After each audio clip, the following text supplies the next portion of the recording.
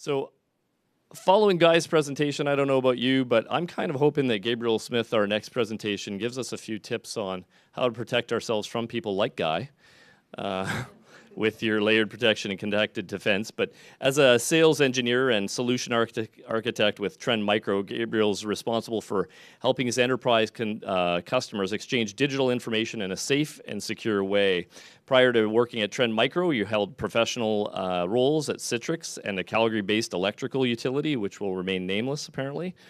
Gabriel was born and raised in Victoria, but just recently moved to Vancouver from Calgary. You'll find it's just a lot more expensive there, where he lived for 25 years previously. He's going to explain, and this is a really important concept, folks, layered defense. What's the concept? It is, we want to have layered defense such that any compromise of any one layer won't result in compromise of the network systems or data. Multiple layers. Too often we find folks at home have, for example, just a simple antivirus client, and they think that that's enough to protect them, and it isn't. And then when you run into businesses, organizations, especially those with sensitive data, and they have a single line of defense between the attacker and their sensitive information, and then they're surprised when that fails. So I'm hoping that Gabriel's really going to hammer home the idea of having defense in depth. Awesome. Thanks very much.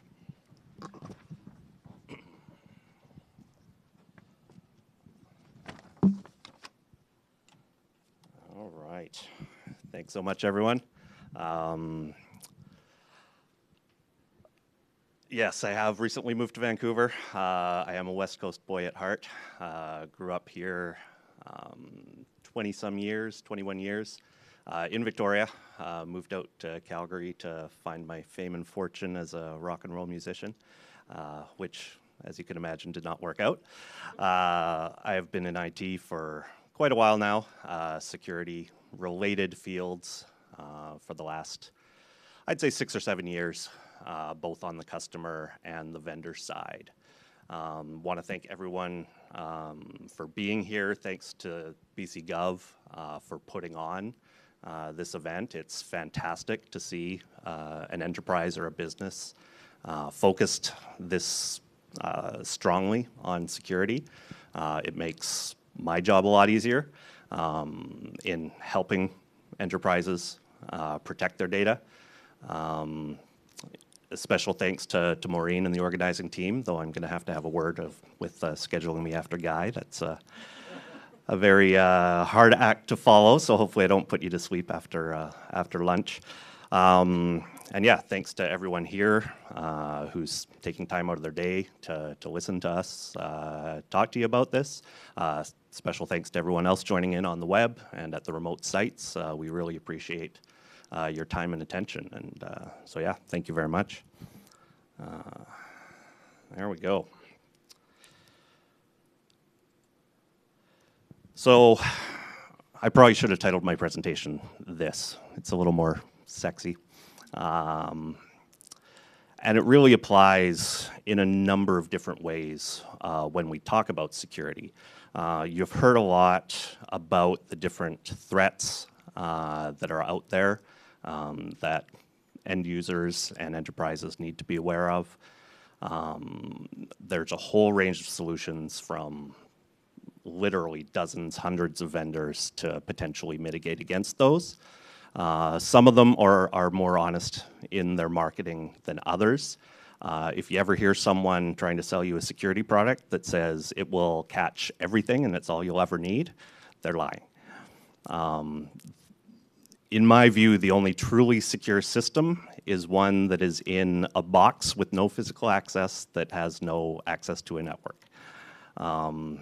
Really, the exact opposite of security is usability, and you need to make a balanced decision to have a useful system where people can do their jobs and do them effectively, but still secure it to a level where you minimize the risk of breaches, of attacks, of disruption to the business. So if you go too far in either direction, you can have problems. It's, you know, all the security in the world is not going to help you as a business if your employees can't do their job, right? And I think a guy actually mentioned just in his presentation, you know, people will naturally try to evade security. If your policies and your tools are too restrictive, people will look for ways around it to try and do their jobs better. It's not necessarily malicious. They're not trying to do it to hurt the business or do anything wrong, but they want to do their job better. So if we as vendors and the BC government as an employer can balance that security piece with the usability piece, make it more efficient without compromising the effectiveness, that's really the ideal situation, right? So I know the kind of cliche term is the rapidly evolving threat landscape. I try never to say that combination of words in my presentation. It's used very, very often, but the reason it is because it's true. The nature of threats is constantly evolving. You know, you've heard all the different tools that the bad guys have to create, you know, malware, ransomware, different ways to try and compromise your data, whether they're after money, whether they're after disruption or revenge. There's a lot of ways they can do it. You can get ransomware on demand as a service with an actual 800 number to call in to help you if it's not working the way you expect it to. It's a really unfair playing field, and it's kind of a constant leapfrog of, you know, the bad guys evading the current security techniques, and then the security vendors trying to, you know, mitigate that, come up with new technologies, new processes, and new ways to catch the bad guys. And then the other kind of point on this related to that is I hear a lot when I talk to customers and potential customers about security tools they might be using where they define it as good enough.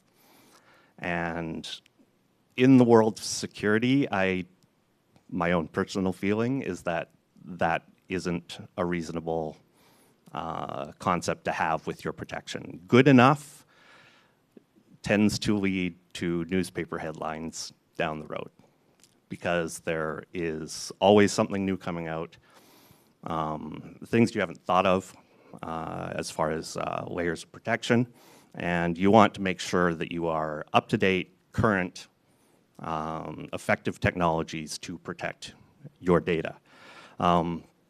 Just off the top of your heads, I know I was sitting at the desk and just thinking over 5 minutes of, you know, breaches, ransomware that have been in the headlines recently. So just off the top of your heads, call out anything that you can think of in the past 2 years. Say recent, where a company has had a public breach or ransomware attack. Sorry? Equifax. Perfect. Anything else? Yahoo's a good one. Ashley Madison. A little closer to home, University of Calgary had a very major ransomware incident. Off the top of my list, Goldcorp. City of Atlanta had ransomware that brought down city services for, I think it was over a week. You know, massive loss of revenue. Boeing. Boeing actually had an outbreak of WannaCry months after the initial attacks globally. So these persistent threats that keep coming back. Government of PEI for a provincial government. NHS in the UK. IHG, I had my credit card canceled and had to replace it because of a breach with IHG. Arby's, Saks Fifth, Whole Foods, Verizon, Kmart. The list just goes on. And, you know, that's really the last thing you want as a company, as a government, is to be in the headlines. I mean, and as a vendor, we really will do our best to try and help you avoid that. And really, with that concept of good enough not being good enough, you really need multiple controls. So when we talk about no silver bullet, over, you know, over the past number of years, as vendors come out with new technology, it tends to get pitched as the next best thing. Like I said, it's, you know, this is all you need, this is going to work for everything, catch every threat until it doesn't. There's been application control. It was the silver bullet, man, that's all you need. Doesn't work so well on non-executable files, right? There's ways around it. The current one, machine learning, it's awesome. It is a very effective detection technique.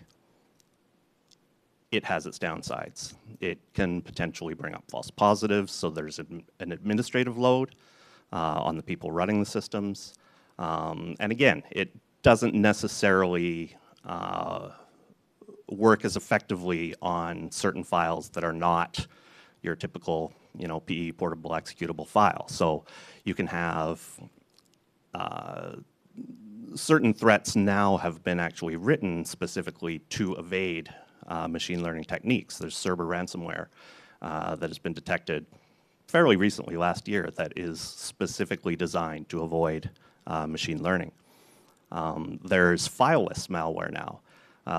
My favorite example is someone put bits of code into Britney Spears' Instagram page. And if you access that on a system, it can pick it up, put it into memory, and actually execute malicious content without having an executable file. So, you know, there's so many ways that the bad guys have to potentially attack that you really need to have a combination, and that's where we start talking about the layering of defenses, where you have a layer of different detection techniques so that you're not relying on one potential silver bullet. And it also speaks a little bit to the shared responsibility. That's a term you tend to hear a lot with cloud now, where you're using as a service, infrastructure as a service, applications as a service, where a provider will be responsible for a certain portion of the security in that environment, but the customer has their own piece of responsibility as well. So shared responsibility can also be applied with a company, whereas the administrators and management have responsibility to provide the tools, to set the policies, but the users also have some responsibility to be aware. And this is an excellent example with this event of all you people, everyone online who's connecting in to stay informed on this. You are actually taking your portion of the responsibility to stay up to date and learn about security. But you really have to be realistic about user behavior. I mean, you look at the common threats of phishing, where you get malicious links. Links are, by definition, designed to be clicked. So it's very counterintuitive to tell people not to click them. It's a link. That's what we're supposed to do. So part of that shared responsibility, not to minimize the education piece, and that we want everyone to be aware of what they're doing, educate themselves, know techniques to identify malicious links. But it's much better if, on the company side, you can block those links from ever being delivered to the end user. So you take that kind of load off. And again, it's the concept of layering, where you can protect at one level to reduce the requirements and the responsibility down below. So you don't even necessarily have the requirements on the endpoint side, on the end user side, that are really as trying to find the right word.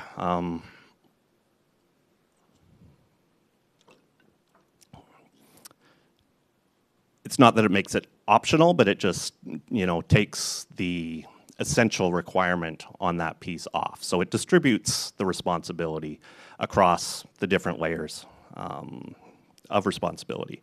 So there's fundamental best practices that we as a vendor recommend everyone takes, and it has nothing to do with our products.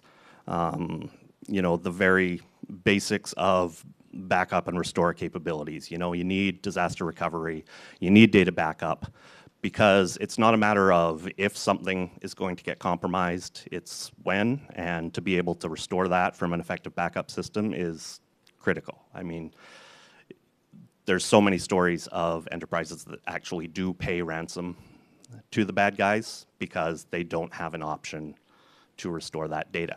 They're stuck, and that's what the bad guys are counting on. Access control, that was talked about this morning, where your critical data needs to have its access limited to the people who really need to access it. The data classification piece and restricted access to critical data is a huge piece to minimize the attack vector that is potentially there for your business. Patching. It's been brought up a few times today. You need to have a regular patch cycle and keep up to date. The Equifax breach actually happened. The exploit that was used was an Apache Struts vulnerability. And this was in, summer of 2017. That vulnerability was disclosed and a patch released in March. So there was a period of, a number of months where the fix was available, and if they had applied that at any point in there, that breach would not have happened. So the patching piece is, again, on the company side, very, very important, but there are tools to help, ease that burden, avoid the emergencies. When you have threats like WannaCry, shell shock, heartbleed, the things that come out that are highly critical vulnerabilities that need to be patched right away. That's the thing that really sets the infrastructure teams scrambling. There are techniques with various protection tools where you can do what is referred to as virtual patching or vulnerability protection, where you can set protection against the vulnerabilities as they're disclosed, so you have coverage until that vendor patch is available and can be tested and can be, go through proper change control and applied into the environment, because there's always going to be a window there of potential vulnerability, and you can mitigate that with security tools. And that's a very effective way to improve your patching capability and ease the burden on the teams that have to take care of that. And then the last piece, as far as the fundamental best practices, I would say, is the education of the end users. So events like this, but the really kind of highest value education really does go around phishing. It's by far the biggest threat vector. You've seen stats today about 91% of attacks are initiated with a phishing email. So the ability to identify those, report it to the security teams, or just block it from the start. But the education for the end user is kind of that last line of defense. And something that, as a vendor, and I'm not intending to go into any kind of sales mode here, the tool we have that I'm going to talk about is actually free. We do have some information sheets if you came and talked to us over in the vendor room. Our little Fish Insight tool, which was just released. And what that allows you to do as either a manager or a team lead or, all the way up the chain, you can actually craft a custom phishing email, send it out to a group of users in the company, and get reporting back on whatever actions the users might have taken, and link that to a training session where you get a bit more information about how to identify these attacks. So really cool education tool that that we've put out. It's online, it's free, anyone can use it. So if you want more info on that, we've got the info sheets at our table. So layered protection is really that very, it's it's a high-level concept that can be applied in a couple different ways. So this piece here I want to talk about is sort of a peek under the hood of the tools that you actually already have on your machine. So on your laptop, on your desktop, you're running security software. And I know it can tend to be blamed for performance issues. For myself, I always blame the network first, and then it was the antivirus, but your mileage may vary. So I want to kind of go into a little bit of what is happening with that software to give you a little bit of understanding, really at a high level. I'm not going to dive very technically into this. Just so you can kind of understand what's going on under the hood. So user systems have files coming in from all different places, web browsing, email, downloading from servers, file shares, all that. So there are techniques that would be considered old school antivirus, where you're checking signatures and variants. And it's really a good way to filter out those known good and known bad files, right? So intrusion prevention, that can be at a network layer or a host layer, like I was talking about with virtual patching, firewall. These are techniques to block known threats, right? So you know something's bad, you're going to discard it off to the side. You know something's good, you're going to pass it through and allow it to be used. So very easy to do. Doesn't take a lot of resources. It's fast, it's effective, but it doesn't handle everything, right? So you're left with a number of files that are still unknown, right? It could be malicious, it could be safe, but you need to do further analysis on that. So that's when you get into what would be considered the next-gen detection techniques. So pre-execution machine learning. So machine learning, talked about a little bit. It's looking at attributes of a file and comparing those against an algorithm to decide. It basically gives a ranking of the likelihood that this file is good or bad. And if it hits a certain threshold, it's classified and action is taken. So pre-execution is looking at the static file. So it's a file sitting on a system. It just got downloaded. It just came in through email. So it's looking at that file properties and making a determination, if it can. Like I said, there can be false positives, there's downsides, so you want to do some noise cancellation, as the term can go.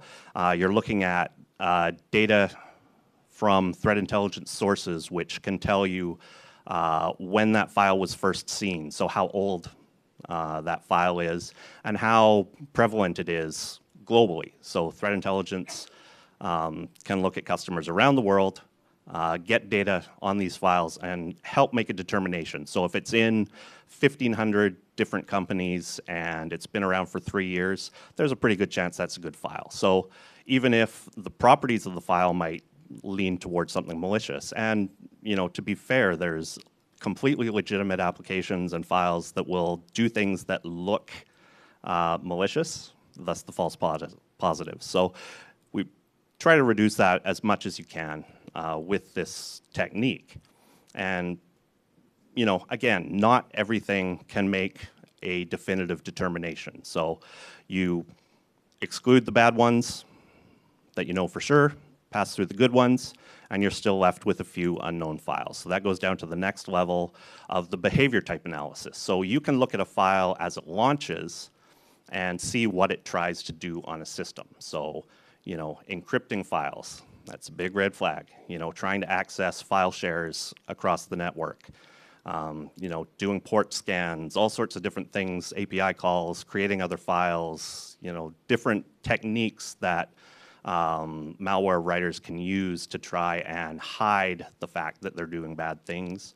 All that can be picked up with these techniques of behavioral analysis, runtime machine learning, so it's not post-execution, but runtime, network content correlation, so there's different tools on different portions of the infrastructure where you can take these actions that a file is doing and, again, make a determination whether it's potentially malicious or whether it's safe. So pass those finally through, if they're still completely unknown, into a sandbox.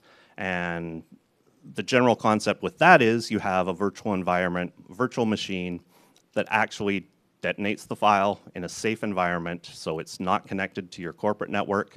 It's got a line out to the internet so it can see what it tries to download, what websites it tries to access, and you get a full report of everything that that file potentially is trying to do. File actions, network actions, API calls, registry, the whole list, you get a full report, and that's really that final investigative piece where you can say yes or no, this is a bad file, this is a good file.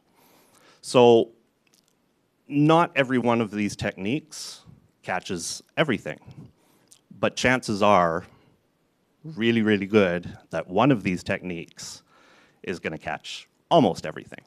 Again, nothing's 100%, but by relying on these layers of detections, you can have a really effective security solution. And by doing them in layers and processing them with the computationally easiest functions first, you can make it a lot more effective. You don't want to do a sandbox analysis on every file that comes into your laptop. That's just not realistically usable by an employee, right? It's going to take a couple minutes to do everything you click on, and that's absolutely not reasonable. So you only want to do that on those truly unknown files that you want to have that full deep analysis on. And then if something, in that rare case where it does get through, you need tools for the investigation. And leading into the next slide is the response piece. So the prevention is a very critical part of cybersecurity, but it's not everything. The focusing too strictly on the prevention side can be a mistake because you need to be able to not just prevent, but also detect new threats as well as respond to things as they are picked up in the environment. So a general enterprise infrastructure has a few different pieces to it. So users,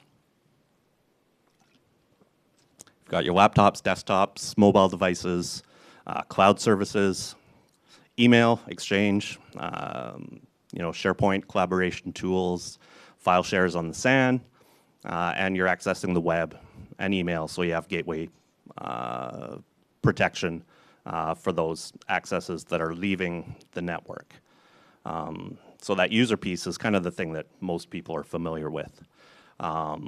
Data center, that's the infrastructure side. You have your physical servers, you have virtual servers, you have cloud services, public cloud workloads, the nuts and bolts, the back end, that's generally where the really important data sits.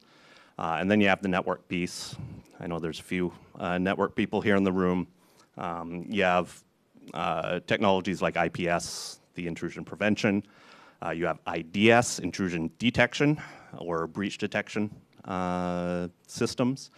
And it's all fed into by threat intelligence. So that's kind of the secret sauce. Your protection is only as good as the intelligence and the data that is fed into it. So user protection, you're talking about the standard anti-malware and the different detection engines that I've talked about, behavioral analysis, machine learning, different tools like application control, whitelisting, content filtering. DLP is, again, once you have your data classification, you can protect against unintentional or intentional transmission of that data. So credit card numbers, personal information, whatever. There's a whole range of different policies and templates that you can use for that. Endpoint encryption, and EDR, that's the endpoint detection and response. That's kind of that investigation piece. Your email encryption, the gateway protection, again, you can have DLP policies because you want to have the same protection against data loss at the different vectors. So your endpoints, USB keys, email, web browsing, it's just as easy to copy to a USB as it is to copy up to Dropbox. So you want to have the same sort of data protection at those different layers. So that's kind of the end user piece. Then also covers the infrastructure bits that end users access, the email and the collaboration. The data center piece, there's, again, your anti-malware. There's network protection, the host IPS, and the firewall. Again, that's the virtual patching.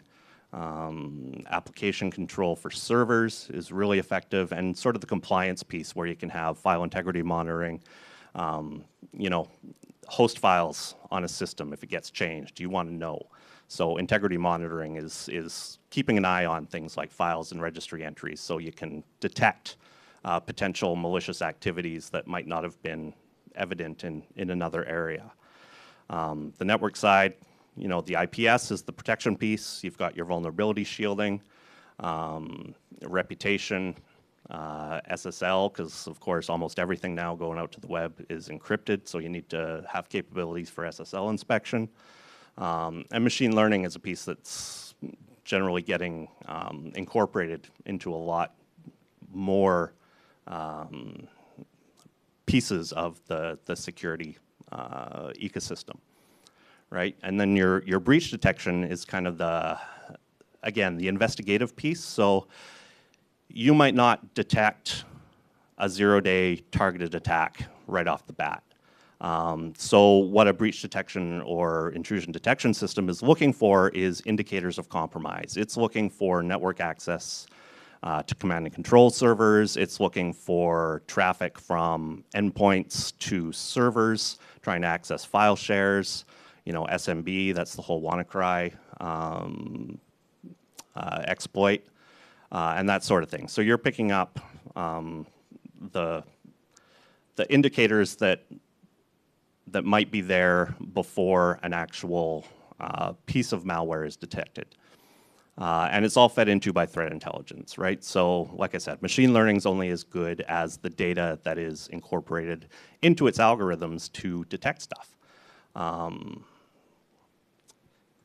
And really, when you talk layered protection as far as the different pieces of an enterprise environment, you have your endpoints, your servers, your network. The protection piece, like I said, it's important, but then you want to detect the unknown, protect, it works against the known stuff, detect picks up the 0 days that have not been disclosed yet, so you can detect things by their actions. You get your 0-day targeted attack detections, and then having the ability to respond to those new threats as they're discovered, hopefully in an automated basis. So that's going to give your security team a chance to respond to something coming in as an email attachment and automatically pass protection to that attachment to your endpoints. Not only on-prem, but also your laptops that are out in the wild on the open internet, right? You want to be able to provide effective, timely protection no matter where your devices are. And that's kind of the second, connected defense, but also layered. You have your network, your servers, your endpoints, and you want to be able to potentially detect at any one of those layers, right? Because it might be missed by one tool, picked up by another. It's really important to have that defense in depth, to be more secure, not only in the different environments, but also in the individual tools in those environments. So layered detection engines, layered protection systems, and really that's what hopefully will give you the absolute best security ecosystem overall. So that's pretty much what I have. I'm coming up on my time. Are there any questions about any of this? I kind of didn't go terribly deep into any of it, but we're more than happy to follow up with some discussions after, or if anyone has any questions right now, I'd be happy to reply.